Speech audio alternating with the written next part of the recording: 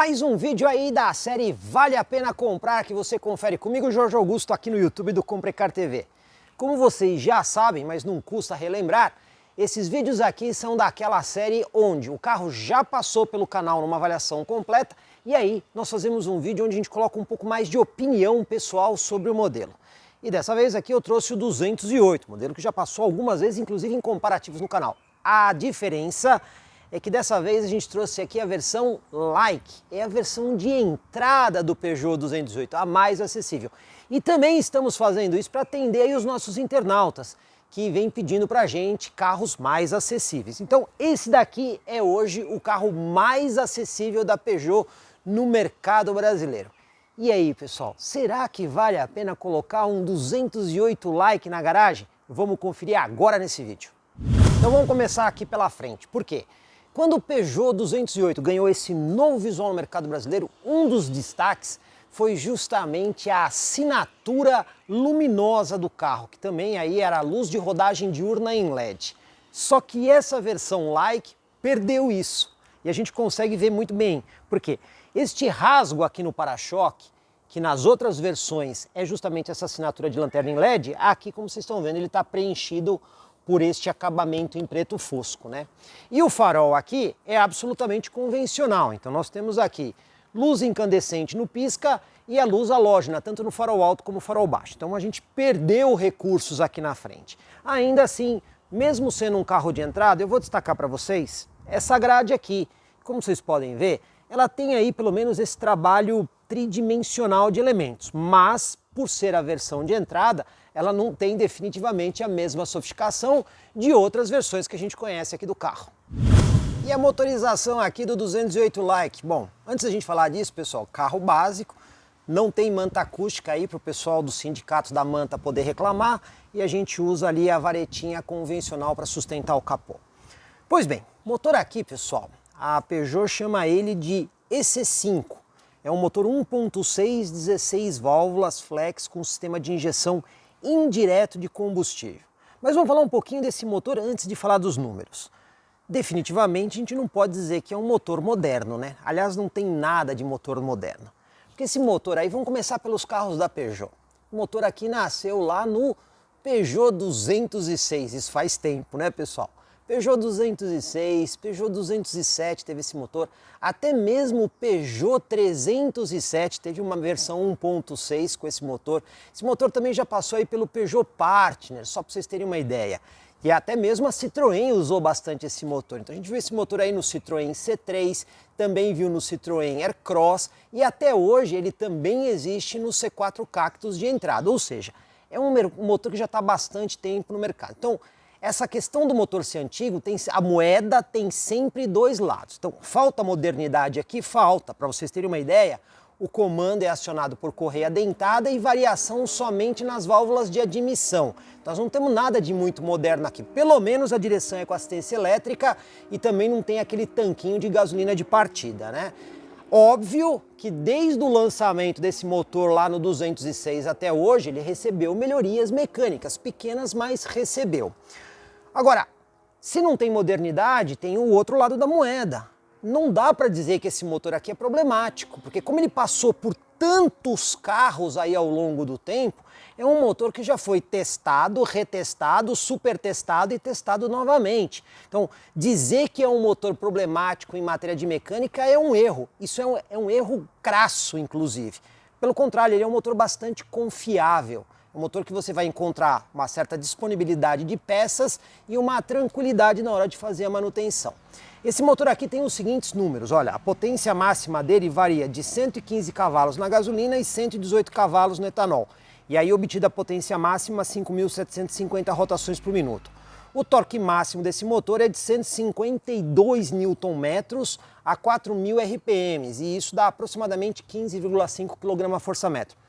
São números ruins? Não, mas se a gente comparar com os padrões dos motores, principalmente os turboalimentados de hoje, a gente vai ver que tem motor melhor. E aqui ele está associado a uma transmissão manual de 5 marchas.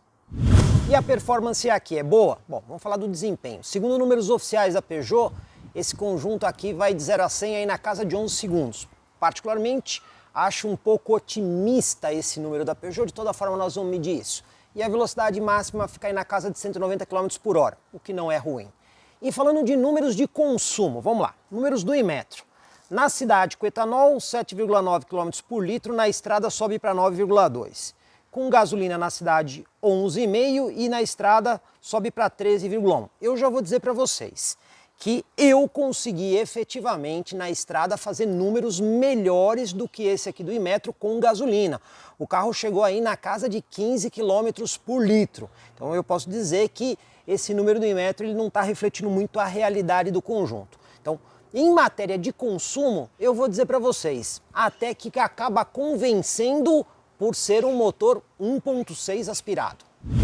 E aqui eu já vou aproveitar para falar um pouquinho mais da marca Peugeot. Por quê? A gente sabe que o pessoal gosta de fazer bastante brincadeira aí com a marca Peugeot na internet. Não é novidade, até por conta de um passado que a Peugeot teve, onde ela pecou e pecou bastante na questão de pós-venda. Mas hoje, pessoal, a Peugeot está debaixo de um novo guarda-chuva, que é a Stellantis, que reúne aí várias marcas. Aqui no Brasil, a gente já está vendo aí concessionárias com 4 marcas juntas, né? A mesma concessionária tem 4 marcas, que é Jeep, Fiat, Peugeot e Citroën. Por que eu estou dizendo isso? Primeiro, o pós-venda desse carro aqui tende a melhorar e melhorar bastante por conta desse guarda-chuva da Stellantis.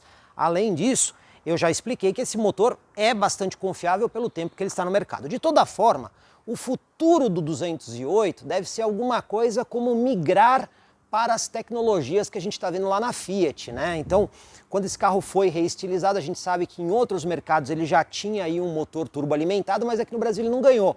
Por quê?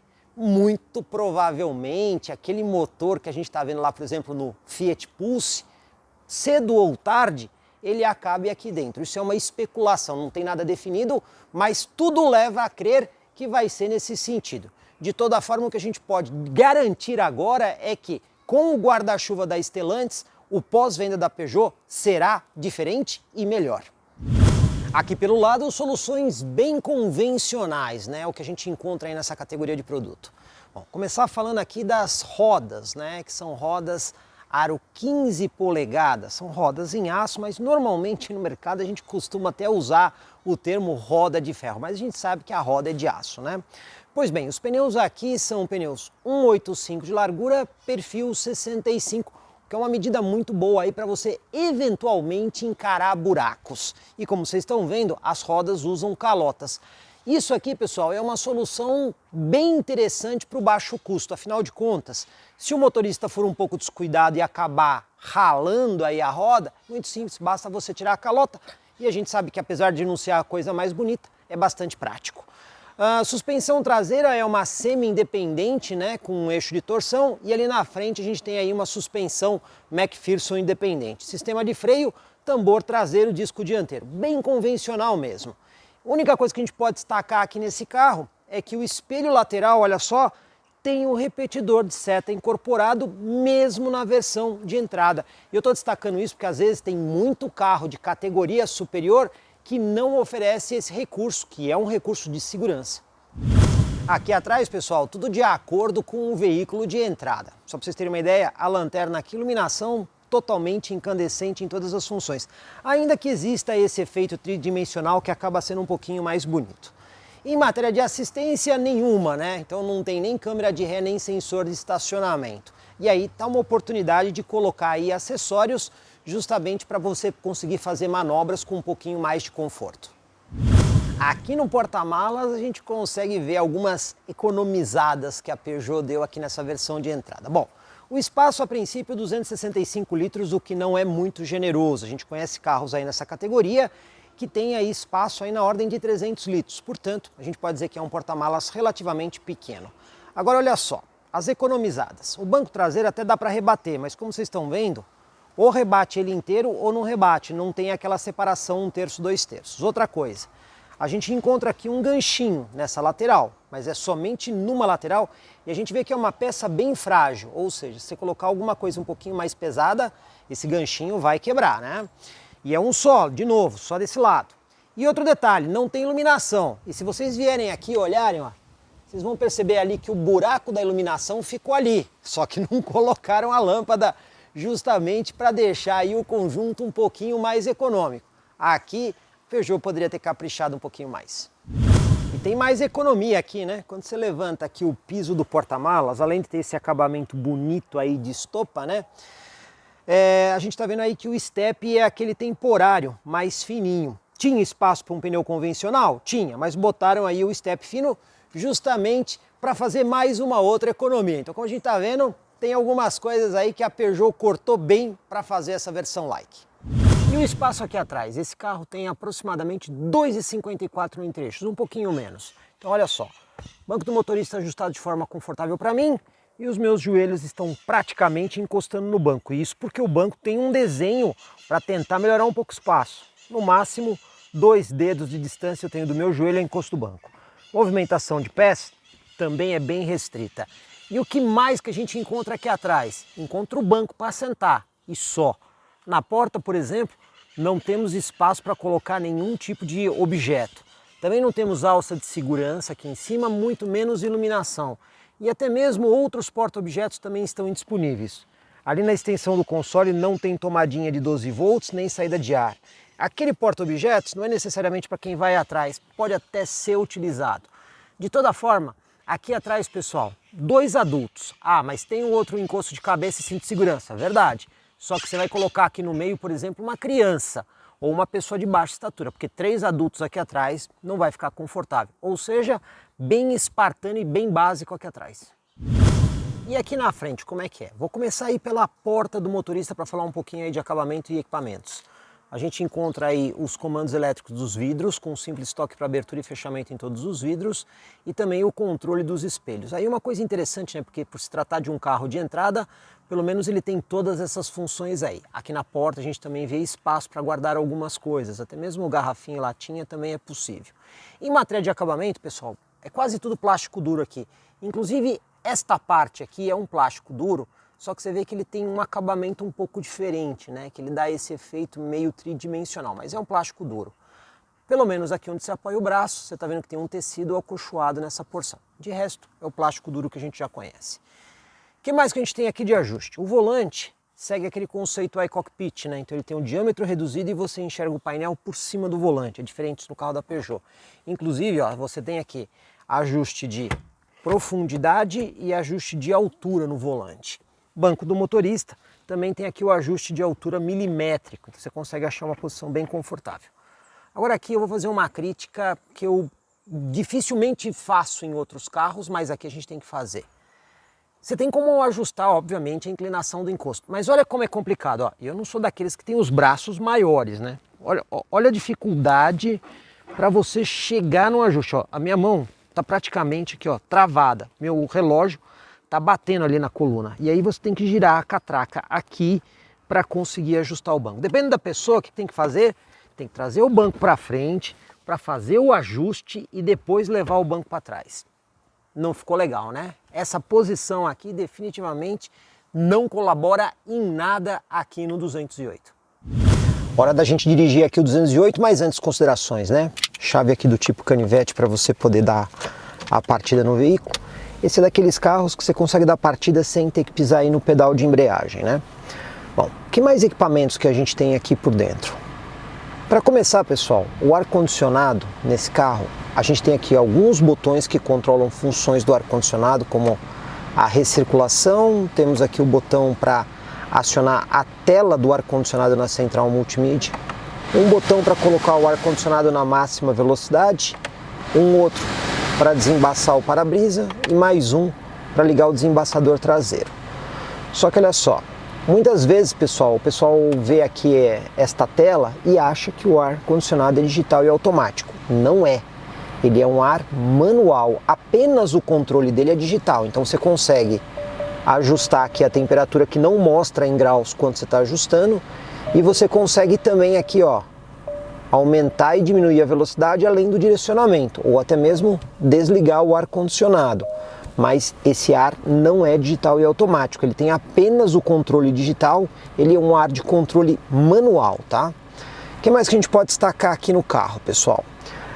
Temos aí a central multimídia, que ela tem integração Android Auto e Apple CarPlay, lembrando que ela tem aqui duas portas USBs. Essa daqui de baixo é só para carregamento. Se você quiser fazer integração Android Auto, Apple CarPlay e até mesmo ler pendrive, você vai ter que usar essa porta aqui de cima. É uma central relativamente básica, né? Então você tem aqui as funções de áudio do carro, no caso se você tiver com o equipamento pareado por Bluetooth. Aqui na navegação você vai ter que usar a integração Android Auto e Apple CarPlay da central multimídia, o menu do telefone, o menu para você configurar algumas coisinhas do veículo, como vocês estão vendo, inclusive o próprio controle aqui de tração, né, do carro você aciona diretamente pela central multimídia. E também tem aqui aplicações que você consegue ver o Android Auto e Apple CarPlay e ter acesso ao computador de bordo do veículo, que inclusive ele tem aqui a medição de autonomia, consumo instantâneo e o trajeto 1, que aí nos últimos 328 km ele está fazendo aí uma média de 13,6 km por litro, que é um número bastante bom, né? Esse computador de bordo a gente consegue também ter acesso aqui pelo volante. Você vê que o painel aqui é mais simplificado, uma coisa que é difícil de acostumar nos carros da Peugeot é essa disposição aqui de ponteiros, né? Lado esquerdo o velocímetro e o lado direito o contagiros. Só que o contagiros, o ponteiro vem no sentido contrário do velocímetro, que é curioso, né? Leva muito tempo para se acostumar com isso. Eu mesmo, toda vez que entro num carro da Peugeot, fico aqui meio perdido. Bom, com os botões aqui do volante você consegue correr ali pelas funções ali do computador de bordo, como vocês estão vendo. São as mesmas funções aí que você tem na central multimídia. O volante também tem aqui controles para você interagir com a central multimídia, volume, mudança de faixa, alteração de fonte e até mesmo um botão aqui para você atender e encerrar chamadas quando tem um celular conectado, né? Aqui no console central ainda temos alguns práticos porta-objetos aqui à frente da alavanca de câmbio, inclusive um bastante prático para você colocar smartphone, mais um espaço adicional. E aqui entre os bancos espaço para você colocar aqui duas garrafinhas ou latinhas, né? Então a gente acaba vendo aí uma boa organização.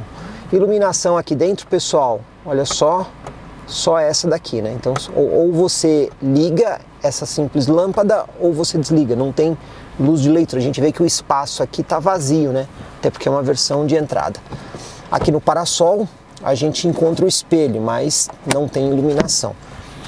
Para um carro que é uma versão de entrada, até que nós temos um bom conjunto de equipamentos aqui.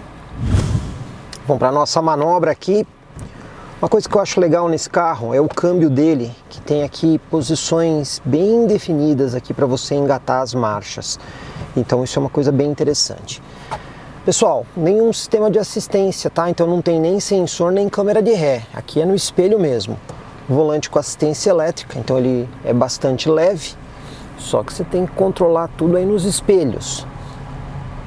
Afinal de contas, é a versão de entrada aí do carro da Peugeot.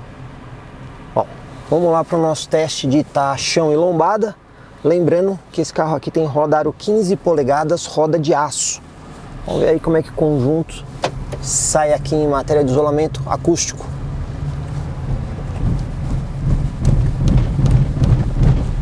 E olha, vou dizer para vocês, o conjunto da suspensão até é macio, o isolamento acústico não é ruim, tá?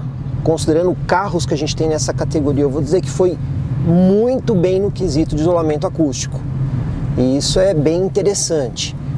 Agora vamos ver aqui a lombada, 30 por hora. A gente sabe que o histórico desse carro normalmente é bom nessa prova. Então vamos ver aqui como é que fica nessa versão.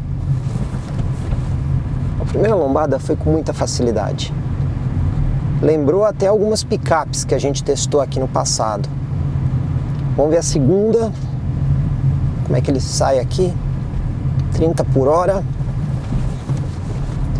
Também passou muito bem, não bateu, não raspou, não demonstrou fragilidade, ou seja, um conjunto bem acertado aí para a condição brasileira de rodagem. Vamos ver o piso desnivelado agora e a terceira lombada.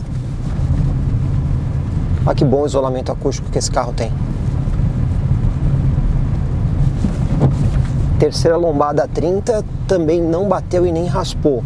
Até agora está indo muito bem. E um bom conforto de suspensão aqui.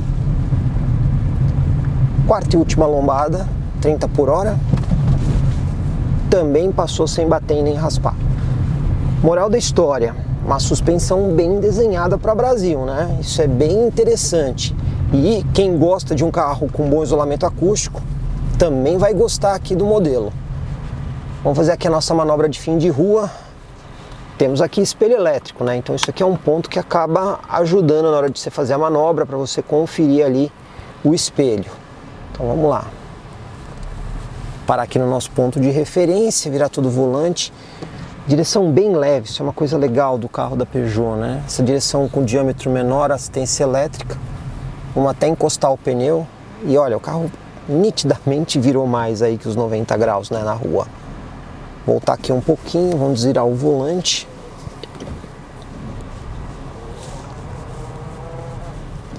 E olha como ele usou pouco espaço. A gente saiu bem deslocado para a direita, né? Então a gente consegue ver que a capacidade de manobra desse carro, ela é efetivamente muito boa. Então você vai precisar de pouquíssimo espaço para manobrar o carro. O volante também bem leve, mas aqui sobra um bom espaço, né, para você de repente colocar um acessório, um sensor de estacionamento dianteiro e traseiro. Não vai custar muito caro e vai te ajudar nas manobras. Então o que a gente consegue ver aqui é que é bom para manobrar no que diz respeito a espaço, falta aí as assistências, mas a suspensão está bem desenhada aí para a situação de Brasil. Hora da gente pegar a estrada aqui, pessoal. Esse carro não tem luz de rodagem diurna, mas você ligou o carro, ele já acende o farol. Uma solução aí interessante, né? Você pode ter aí a função de comutar o farol, mas se você não fizer nada, o farol já está aceso. Então você não vai ter problema aí nas estradas de pista simples de duas mãos.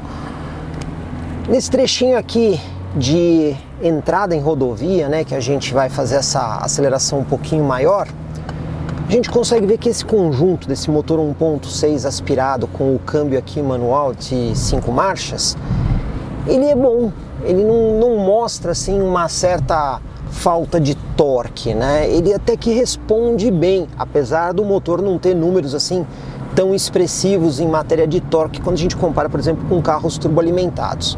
Mas eu vou dizer para você que nessa situação aí do semi-urbano, esse conjunto aqui, ele tá bem desenhado, tá? Você não vai sentir muita falta aí de força ou desempenho. E já que a gente já está aqui na estrada, eu vou aproveitar aqui para ver a velocidade em função da rotação. O carro tem um câmbio de 5 marchas, poderia ser 6, né? Mas ok, com 5 marchas a 100 km por hora, olha só, a gente já tem um giro relativamente alto, né? Tá ali na casa de quase 3.000 giros, né? Talvez uns 2.900 giros.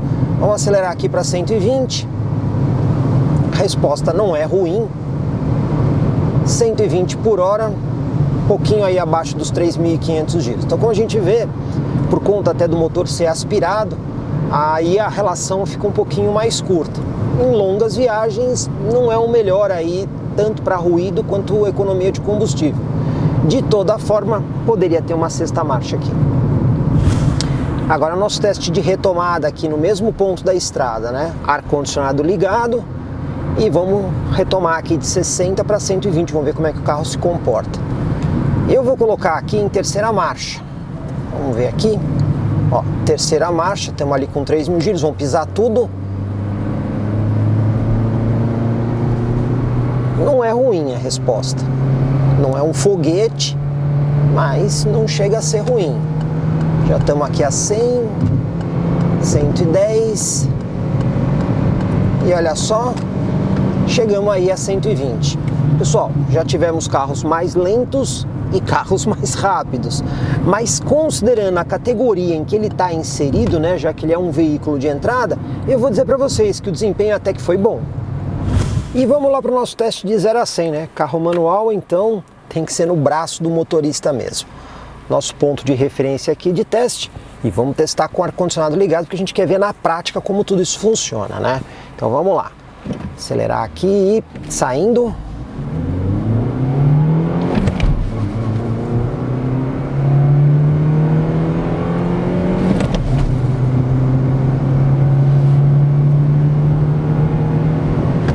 E olha, pessoal, mas deu em cima aqui na nossa pista. O carro fez aí o 0 a 100 em 13,84 segundos. Não é uma marca tão boa, mas a gente conseguiu concluir aí o 0 a 100. Vamos colocar um pouquinho mais de pimenta aqui. Vamos ver se o carro vai um pouco melhor se a gente desligar aqui o compressor do ar-condicionado. E eu vou botar um pouco mais de força aqui no acelerador para fazer uma arrancada um pouco mais quente. Vamos ver se dá certo. Vamos lá?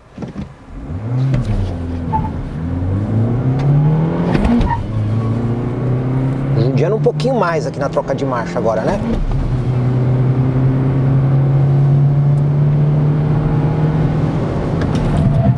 E ó, pessoal, conseguiu baixar aqui um pouquinho. A gente conseguiu fazer em 13,10 segundos. Como a gente consegue ver, não é uma marca assim tão impressionante. Outra coisa legal que esse carro tem é o indicador de troca de marcha. Então olha só, vamos entrar aqui na rodovia agora. A gente consegue ver ali na parte superior do painel que ele mostra exatamente o momento de você fazer ali a troca de marcha. Tanto para a marcha superior quanto para a marcha inferior. Claro que ele leva em consideração o seu estilo de condução no momento, né? Então se você está demandando mais do carro, ele vai perceber isso, ele vai atrasar um pouquinho o momento da troca. Se você está demandando menos, aí ele faz uma indicação para uma troca mais econômica. De toda forma, seguindo aquele indicador, efetivamente você consegue melhorar o conceito, né, o padrão de economia do carro. Mas e aí, pessoal, para a gente concluir aqui o nosso vídeo, vale a pena ter um 208 like na garagem? Para isso a gente tem que saber o preço. E o preço público sugerido em novembro de 2022 desse carro aqui é de aproximadamente R$ 83.500. Não existem opcionais. Tudo aqui é série. É bem verdade que o carro tem um pacote interessante. Por quê? Ele já vem aí com 4 airbags, 2 frontais e 2 laterais. Ele também já vem com central multimídia com integração Android Auto e Apple CarPlay. Já vem com ar-condicionado controlado pela central multimídia. Tem motor 1.6, 16 válvulas aspirado. Ou seja, ele tem até que um pacote legal. Agora, R$ 84.000 aproximadamente esse carro aqui é caro. A gente sabe que carro tá caro no Brasil, mas esse aqui tá muito caro. Porque se a gente olhar aí, por exemplo, para um Argo 1.3 ou até mesmo para um Hyundai HB20 ou ainda um Chevrolet Onix, você vai ver que com esse mesmo dinheiro aí, você compra versões lá na concorrência, às vezes até mais equipadas, ou ainda com motores melhores do que esse em matéria de eficiência. Então, ainda que o carro tenha um conjunto legal, e aí eu vou dizer para vocês que mecanicamente não tem nenhum pênalti aqui, porque já é um conjunto bem testado, ele está muito caro. Não é por acaso que se você chegar numa concessionária Peugeot tentando comprar esse carro, não existe esse carro à pronta entrega, né? Existe para você comprar com encomenda, mas lá na concessionária dificilmente você vai achar. Justamente por isso, porque o custo-benefício dessa versão, pelo menos por esse preço, não é interessante. Aí não é um problema do carro, mas o preço dele hoje no mercado brasileiro não acaba convencendo. E aí, pessoal, gostou aí do formato do vídeo? Vale a pena comprar? Então, por favor, deixa aí o seu like, assim a gente sabe que você está aprovando o nosso trabalho. Se você não se inscreveu, faça isso. Afinal de contas, esses vídeos diferentes, só comigo, Jorge Augusto, aqui no YouTube do Comprecar TV.